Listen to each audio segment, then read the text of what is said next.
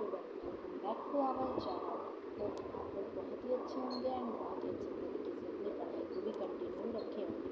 तो जैसा कि मैंने पहले ही आप लोगों को बता दिया था वीडियो अपलोड करके कि हमारा जो नाइटिंगेल बैच है उसमें हमारी क्लासेस शेड्यूल करी जाएगी, जिसमें से मंडे को हमारा बायोलॉजी का क्लास रहेगा एंड दैट्स स्टार्ट्स। आज मंडे है एंड आज आप लोग को बायोलॉजी की क्लास मिल जाएगी यूट्यूब पे, ठीक है। तो आज हमारा फर्स्ट क्लास है एंड जैसे कि हम जानते हैं कि बायोलॉजी का बेसिक चैप्टर या कॉन्सेप्ट ही हमारा सेल होता है। तो आज की हमारी फर्स्ट क्लास है, तो इसमें हम सेल के बारे में अपना फर्स्ट चैप्टर स्टार्ट करेंगे एंड देन धीरे धीरे ऐसे सारे सब्जेक्ट में केमिस्ट्री स्टार्ट होगी तो उसमें हम सबसे पहले मैटर के बारे में पढ़ेंगे, फिजिक्स स्टार्ट होगी तो उसमें हम सबसे पहले मोशन के बारे में पढ़ेंगे, इंग्लिश स्टार्ट होगी तो आर्टिकल्स के बारे में पढ़ेंगे एंड नर्सिंग एप्टीट्यूड स्टार्ट होगा तो किस ब्रांच में कौन सी स्टडी होती है, ये सारी चीज़ें पढ़ेंगे। तो आज है हमारी पहली क्लास एंड आप लोग बहुत ही इन्जॉय करेंगे एंड फटाफट से आप लोग पेन कॉपी लेके बैठ जाइए। जो जो चीज़ें मैं हाईलाइट करूँगी या जो जो चीज़ें मैं नोट करने के लिए बोलूँगी, इस नोट्स में से आपको वो चीज़ें नोट करनी है एंड ये नोट्स का पूरा PDF ही आपको टेलीग्राम चैनल पे मिल जाएगा एंड ये 35 पेजेस का PDF है, जिसको मैं 3 पार्ट में डिवाइड करके सेल का पार्ट 1, पार्ट 2, पार्ट 3 में प्रोवाइड कराऊंगी। तो आज की वीडियो में हम जो चीज़ें पढ़ेंगे उसमें हम सेल का इंट्रोडक्शन देखेंगे और कुछ उसके ऑर्गेनल्स देखेंगे, ठीक है। तो मतलब सेल और सेल थ्योरी ही ओवरव्यू हम करने वाले हैं आज की इस वीडियो में। तो चलिए शुरू करते हैं आज हम, जिसमें हम पढ़ रहे हैं या पढ़ेंगे cell structure and its function, ठीक है। तो चलिए फटाफट से स्टार्ट करते हैं, जिसमें इंट्रोडक्शन है हमारे पास। सबसे पहला इंट्रोडक्शन ही हमारा है एंड ये एक बहुत सुंदर इंसान की फ़ोटो है और ये कौन है, तो ये हमारे रॉबर्ट हुक है, जिन्होंने पहली बार बताया था कि हाँ सेल नाम की भी कोई चीज़ होती है एंड ये हमारा PYQ भी है कि किस साइंटिस्ट ने सेल टर्म का डिस्कवर किया था, तो रॉबर्ट हुक। कब किया था, तो 1665 में, ठीक है। तो यहाँ हमारे पास लिखा हुआ है कि जो सेल होता है वो फंडामेंटल यूनिट ऑफ लाइफ होता है एंड ये बहुत कॉमन सी चीज़ें हैं, बट हम सारी चीज़ों को एकदम बेसिक जीरो से स्टार्ट करने वाले हैं, ठीक है। तो जो सेल होता है ना, किसी भी लाइफ जितने भी लिविंग ऑर्गेनिज्म उनमें सबसे जो स्मॉलेस्ट यूनिट है लाइफ की ना, वो सेल ही है।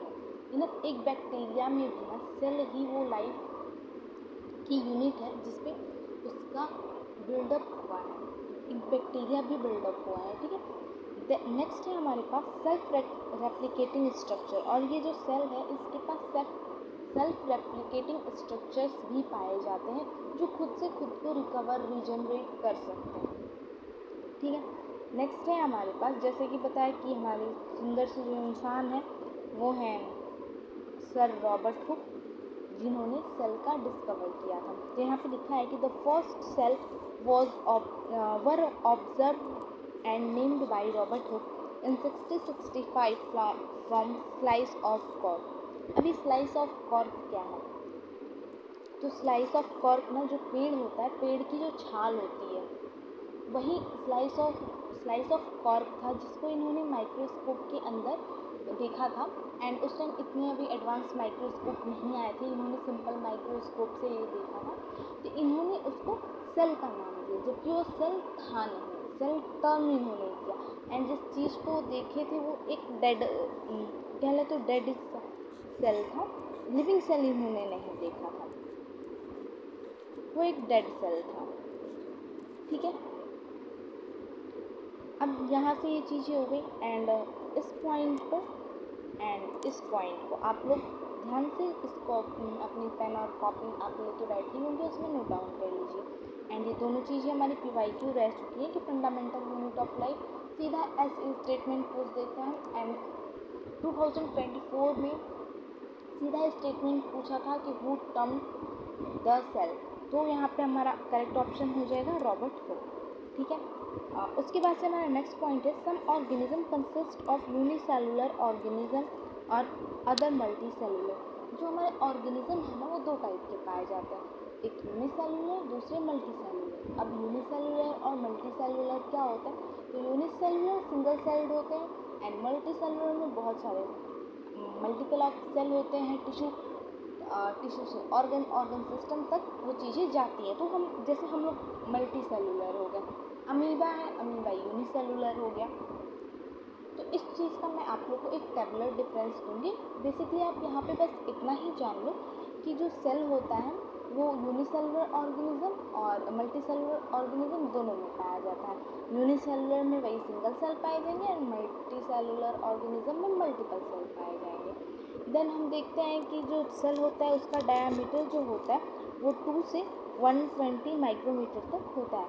ये क्वेश्चन अभी तक एग्ज़ाम आया है, ऐसा नहीं है कि नहीं आया, लेकिन फ़िलहाल पिछले 2-3 सालों में नहीं है। तो ये चांसेस हैं कि 2026 के एग्ज़ाम में इस क्वेश्चन की दिखने की मैक्सिमम प्रोबेबिलिटी है। ठीक है, तो यहाँ पे मैंने चीज़ें बता ही दी कि आपको क्या क्या नोट डाउन करना है एंड मैं उसको हाईलाइट भी कर देती हूँ।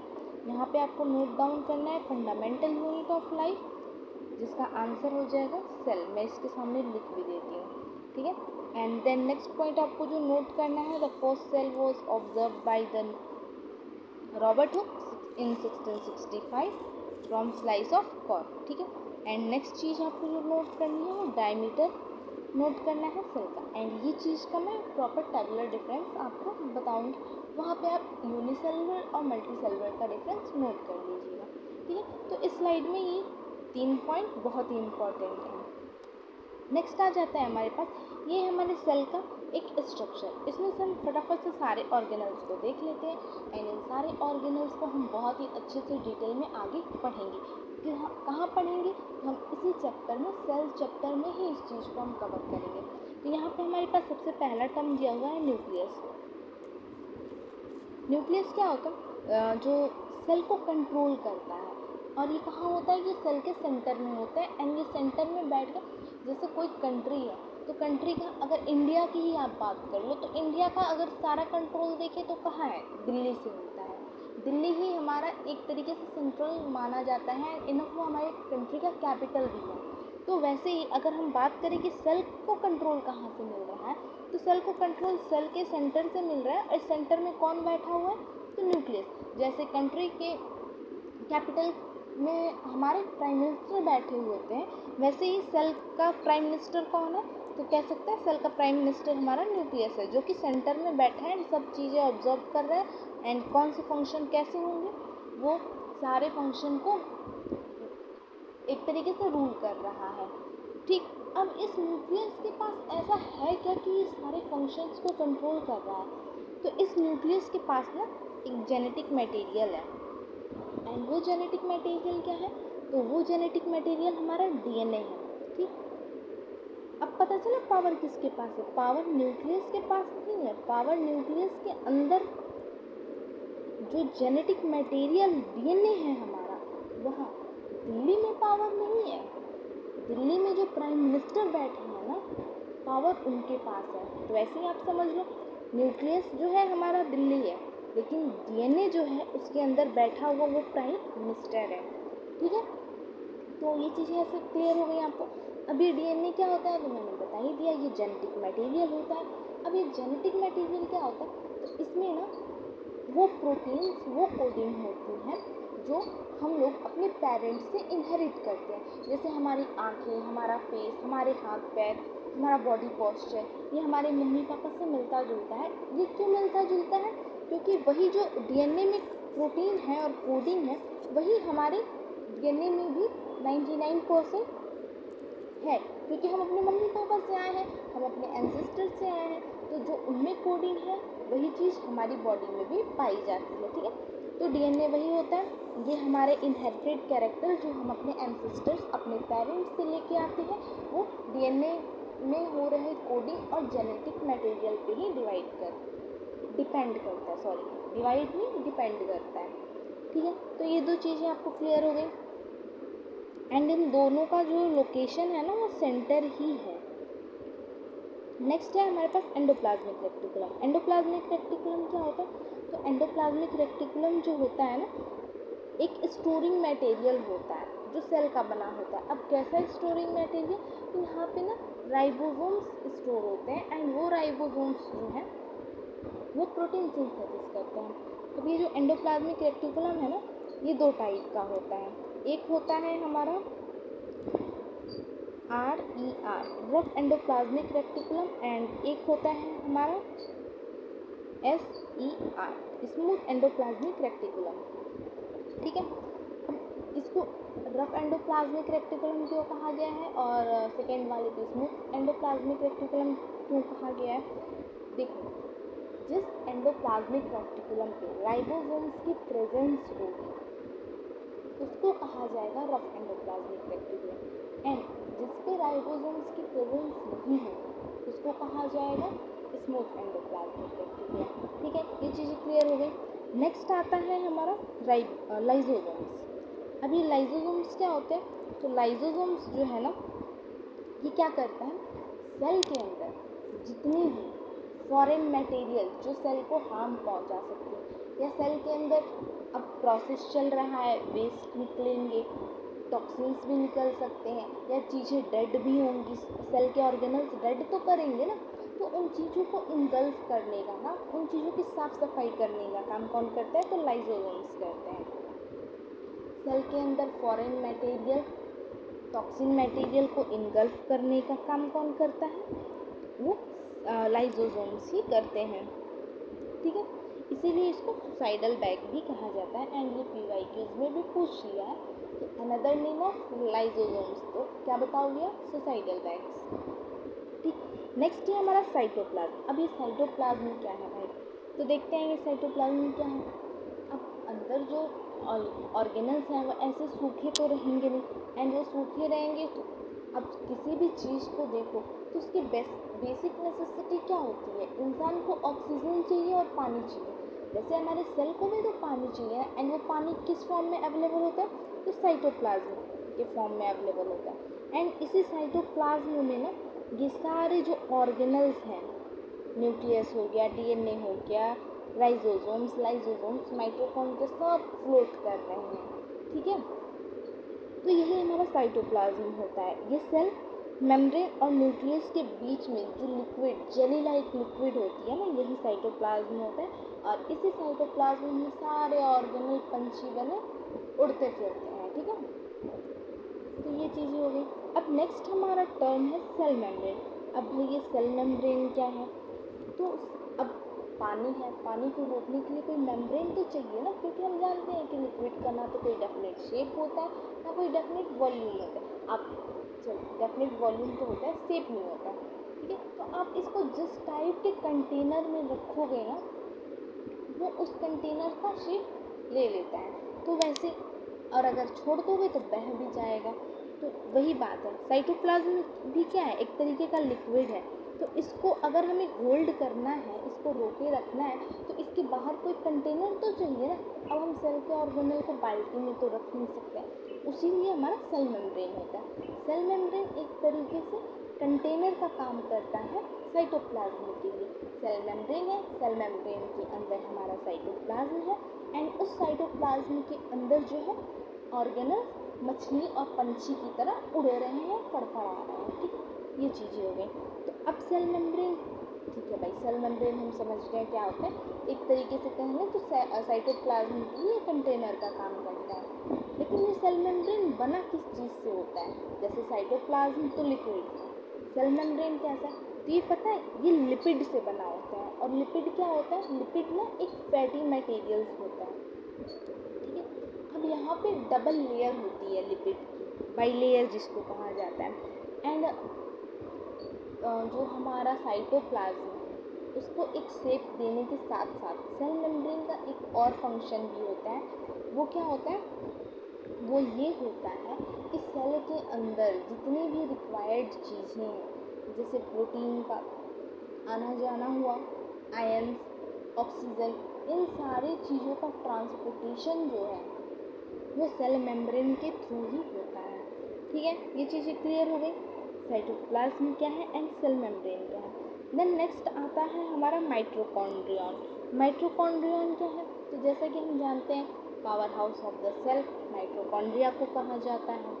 तो अब ये क्या करता है, ये एनर्जी प्रोड्यूस करता है। Mitochondria double membrane bound organelle होता है, ठीक है। एंड इसमें क्या होता है कि इसमें कई सारे मेटाबॉलिक प्रोसेस चलते हैं एंड उस मेटाबॉलिक प्रोसेस में ऑक्सीडेशन होता है और उसमें से एनर्जी निकलती है। वही एनर्जी इस पूरे सेल को मिलती है एंड ये सेल अपना फंक्शन वर्क जो भी करना है वो करता है, ठीक है। तो ये भी PYQ है कि पावर हाउस ऑफ सेल किसको कहा जाता है, तो माइटोकॉन्ड्रिया को कहा जाता है।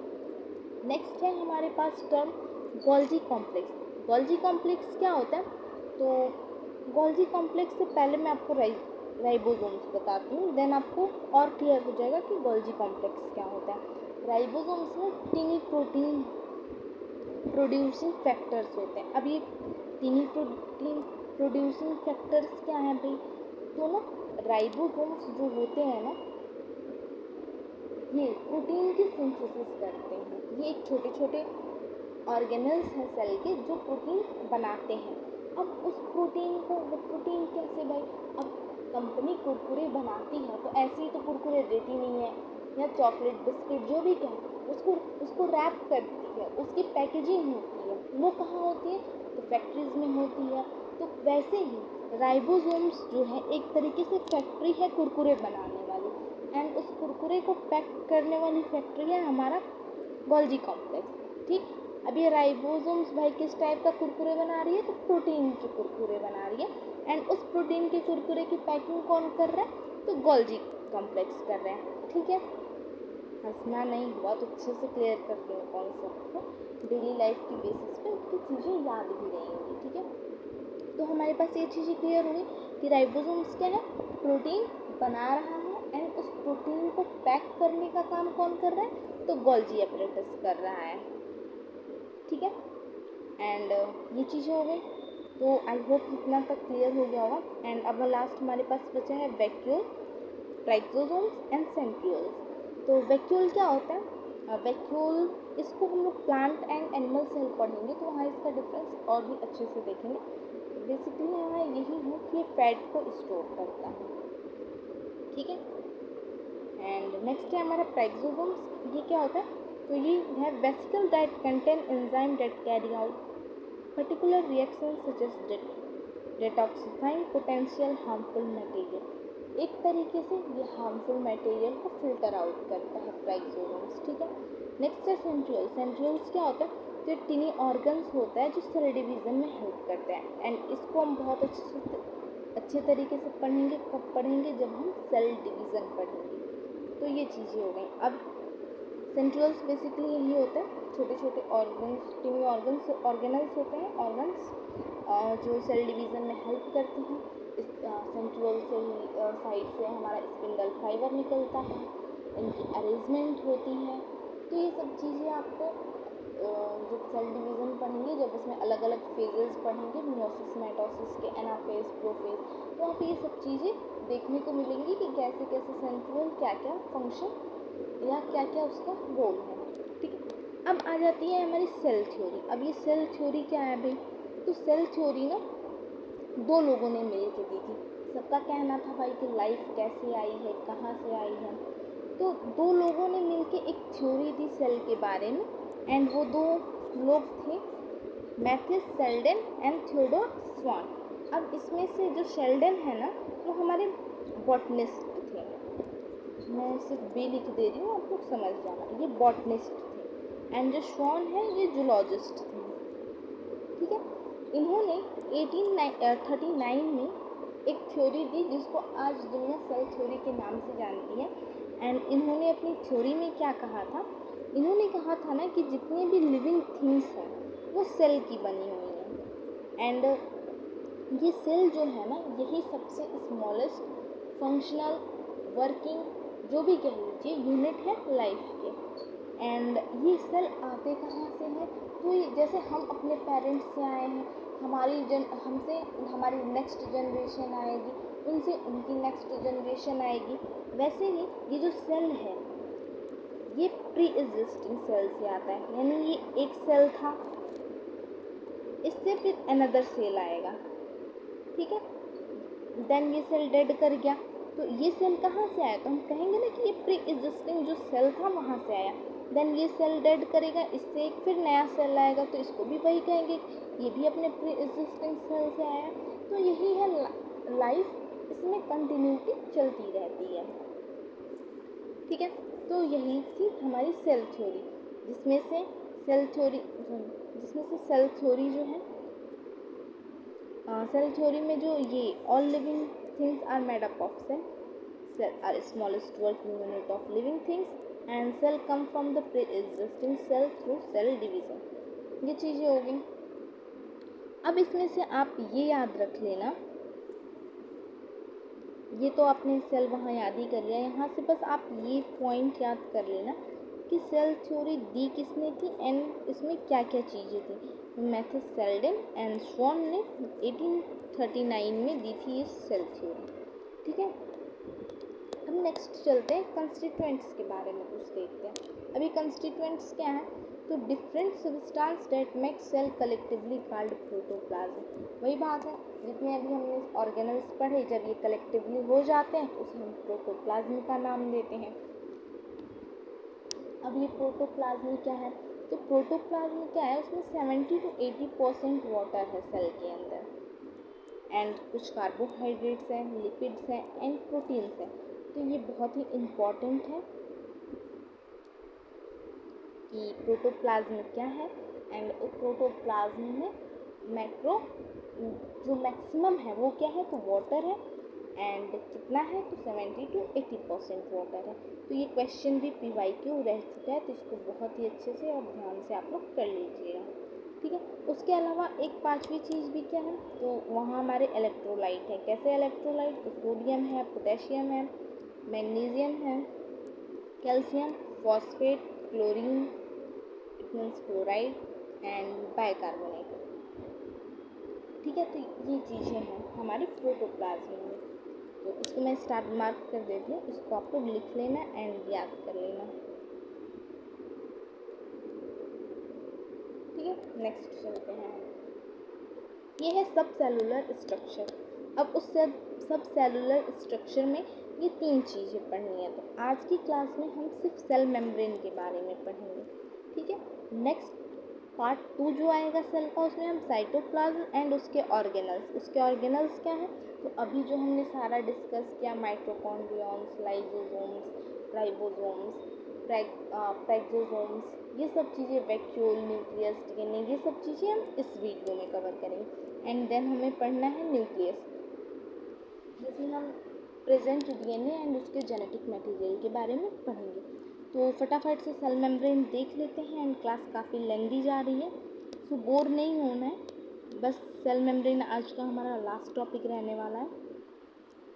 अब सेल मेम्ब्रेन क्या होता है, तो सेल मेम्ब्रेन एक thin pliable elastic outermost structure होता है एंड वो सेल के लिए एक इन्वेलप का काम करता है। इन्वेलप क्यों भाई, इन्वेलप इसलिए कि उसके अंदर साइटोप्लाज्म स्टोर है और एनवेलप के अंदर ही तुम कोई चीज़ रखते हैं ना।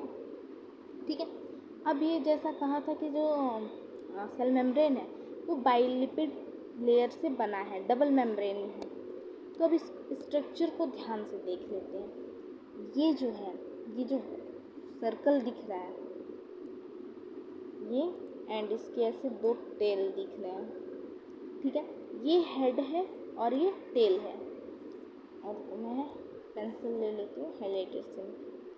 ये हेड है एंड इसमें दो टेल हैं। अब इसका एक पोर्शन हाइड्रोफोबिक होता है एंड एक पोर्शन हाइड्रोफिलिक होता है। अब कौन सा पोर्शन हाइड्रोफिलिक है एंड कौन सा पोर्शन हाइड्रोफोबिक है। हाइड्रोफिलिक का मतलब वाटर लविंग, हाइड्रोफिलिक यहाँ दिया हुआ है, इसका मतलब होता है water loving and phobia means डर। तो यहाँ है हाइड्रोफोबिक, इसका मतलब होता है हेट वाटर। लिखो समझने के लिए, सिर्फ याद करने के लिए है ये टर्म। ठीक, ये चीज़ें हो गई। तो जो ये हेड होता है, ये हेड ये क्या होता है, इसको भाई वो जल से बड़ा प्रेम है, ठीक है। तो ये हाइड्रोफिलिक होता है, एंड ये जो इसका टेल है ना, इसको जल से बड़ी समस्या है, तो ये हमारा हाइड्रोफोबिक होता है।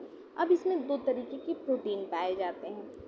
एक होता है ये हमारा इंटीग्रल प्रोटीन, जो दोनों मेम्ब्रेन के एक सिरे से दूसरे सिरे तक पूरा बराबर गया होता है। तो जबकि एक होता है हमारा पेरिफेरल प्रोटीन। अब ये पेरिफेरल प्रोटीन ना सिर्फ जैसे दो लेयर है तो किसी एक साइड के लेयर में होगी, पूरी लेयर को क्रॉस नहीं करेगी। पूरी लेयर को क्रॉस करने वाली प्रोटीन कौन सी है, तो इंटीग्रल प्रोटीन है। एंड सिर्फ सिंगल लेयर वाली कौन सी प्रोटीन है, तो पेरिफेरल प्रोटीन है। उसके अलावा इसमें कोलेस्ट्रॉल, ग्लाइकोलिपिड, ये सब भी चीज़ें पाई जाती हैं। सरफेस प्रोटीन भी पाया जाता है। एंड हाइड्रोफोबिक तो आपको समझ ही में आ गया, ये टेल जो होता है वो हाइड्रोफोबिक होता है, एंड ये हेड होता है जो वो हाइड्रोफिलिक होता है। देन यहाँ पे ग्लाइकोप्रोटीन भी पाए जाते हैं। एंड उसके बाद से कार्बोहाइड्रेट्स, ये चीज़ें हमने अभी ऊपर देखी थी। अब मैंने जैसे बताया था कि आयंस का भी ट्रांसपोर्ट होता है। उस आयन को ट्रांसपोर्ट करने के लिए यहाँ पे प्रोटीन चैनल होते हैं, ठीक है।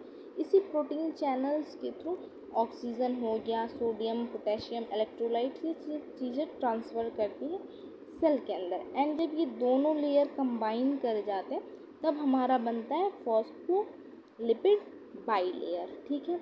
आई होप आप लोग को समझ में आया होगा। तो अगर कोई पूछे कि सेल मेम्ब्रेन में हाइड्रोफोबिक पार्ट क्या होता है एंड हाइड्रोफिलिक पार्ट क्या होता है, तो आप इजीली कह सकते हो कि जो बाइलिपिड लेयर बनी होती है उसका जो हेड पोर्शन होता है वो हाइड्रोफिलिक होता है, एंड टेल पोर्शन हाइड्रोफोबिक होता है। इसमें दो तरीके के प्रोटीन होते हैं, एक इंटीग्रल एंड दूसरा पेरिफेरल। पेरिफेरल प्रोटीन जो होता है वो सिर्फ सिंगल लेयर में पाया जाता है, सिर्फ एक ही साइड के लेयर में होगा, जबकि इंटीग्रल प्रोटीन जो होता है वो through out the both layer होता है। एंड नेक्स्ट उसमें प्रोटीन चैनल्स भी होते हैं। तो ये चीज़ें हो गई, ठीक।